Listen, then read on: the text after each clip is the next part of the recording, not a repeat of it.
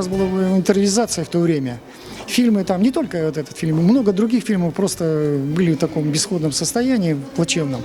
Вот. Я, конечно, сразу же схватился за это и уговорил директора этот фильм тоже нам отдать. Счастливая случайность, если честно говоря. Поехал за фильмом одним, попривез 2 фильма. И «Алим» 26-го года, и фильм вот это «Алим. Крымский разбойник». Пленка требует особого ухода. Постоянно надо его увлажнять, особая температура. Все это мне приходилось делать, потому что я понимал, что это история, это шедевры, это вообще уникальные вещи, которые... Это первые кадры фактически о Крыме, будем так говорить. Это первый фильм тоже о Крыме.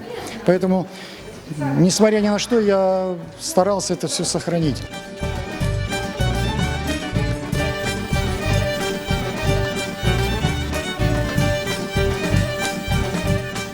Мы вложили средства, оцифровали. Работа еще будет вестись, просто это на скорую руку было перед фестивалем. Конечно, этим всем мы занимались непосредственно.